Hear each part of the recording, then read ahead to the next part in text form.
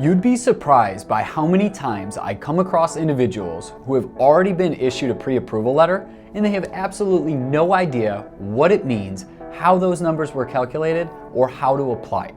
So if this is you, and even if we're not working together, you're gonna find a tremendous amount of value in this video, as I'm gonna walk you through step by step what the items on your pre-approval mean, how they were calculated, and how it applies to your purchase going forward. First things first, let's take a look at an actual pre-approval letter. Now, depending who had done your pre-approval, it will look different from the one I'm about to show you. However, the good pre-approvals will all have the same common elements. Let's take a look.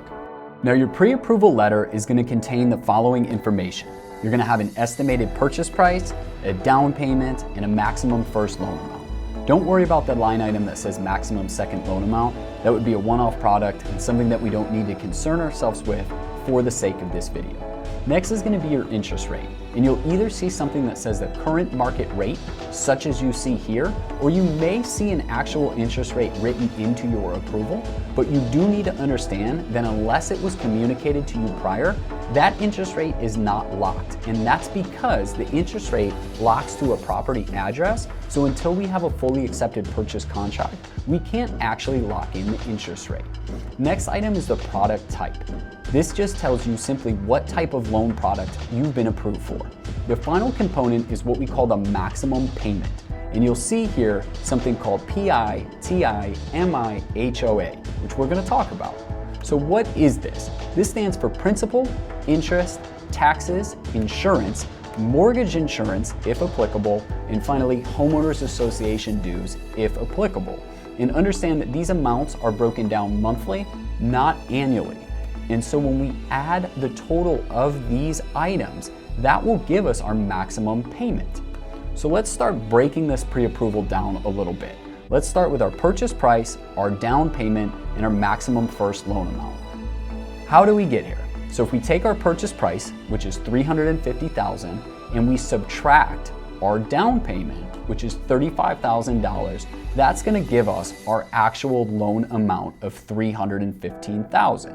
So if we jump back to our pre-approval letter, you can see that we've checked some of these items off the list.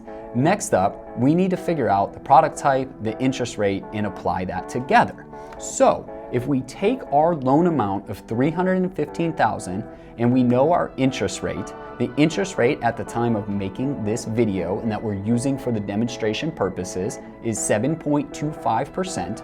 We know that our loan term is 30 years. So now that we've got the loan amount, the interest rate, and the loan term, we can calculate the monthly principal and interest. Now, this isn't that simple of a calculation. So what you're gonna wanna do is use a loan calculator. We have an amazing one through our company that I'd be more than happy to provide to you free of charge. But you simply just put in the loan amount, the interest rate, and the loan term, and it will give you your monthly principal and interest. So in our scenario, that's $2,148.86. So going back to our pre-approval, we've covered everything, and now we have this amount of $2,148.86. But we've been approved for a maximum payment of $3,101. So where is the remainder of that coming from? Well, if you remember, we had said that the PI, TI, MI, HOA was all of these things that you see on the screen right now. But we've only covered the principal and interest. So we have to figure out the taxes, the insurance, the mortgage insurance, and the HOA dues. So let's start with the real estate taxes. What happens at the time of your pre-approval, since you don't yet have a specific property, is we use an estimate based upon the purchase price and the tax rate in the area that you're looking. For the homeowner's insurance, we're also going to use an estimate. Again, since we don't have an actual property, we can't have this quoted. So what we do is we use an estimate based upon the property. Next is going to be our mortgage insurance. And this will only apply if you're putting less than 20% down or if your loan is an FHA loan. The final component is our homeowners association dues, which will only apply if we're purchasing a property that is part of an HOA. So let's put some actual numbers to this. So like I said, our real estate taxes are going to be an estimate. What I did in this scenario is I simply used a fixed rate. I used 2.75% of the purchase price to allocate $802 per month to real estate taxes. Next up is going to be our homeowner's insurance. Again, this is an estimate at this point. I'm estimating $100 per month for homeowner's insurance. Next is going to be our mortgage insurance. Since we're only putting 10% down in this scenario, this is something that I was able to do more than simply an estimate because I had this information available. But it is still an estimate until we have an actual property address as well as a final sales price. However, we're using $50 per month for the monthly mortgage insurance. Lastly would be the homeowners association dues. In this scenario, this is a single family home that is not part of a homeowners association, so there are no HOA dues. So if we recap now, we have accounted for the principal, for the interest, for the taxes, for the insurance, for the mortgage insurance, and the homeowners association dues.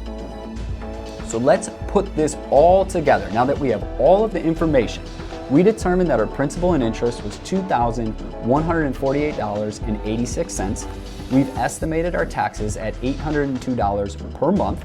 We've estimated our homeowner's insurance at $100 per month.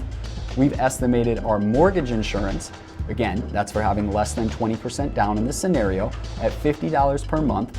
And we know that we don't have any homeowners association dues. So when we add these numbers all together, that is what gives us that maximum payment number of $3,101. So if we come back to our pre-approval and we go item by item, you can see that we've accounted not only what these numbers mean, we've accounted how they were calculated, how they were determined, and we've also added some context to show you how this applies to your actual purchase.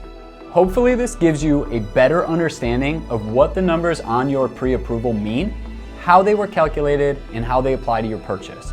In the next video, I'm going to walk you through how to calculate your own maximum monthly payment as you're screening properties, and I'm also going to show you why the maximum monthly payment is superior to a maximum purchase price and how you could actually miss viable properties that could have been your next home.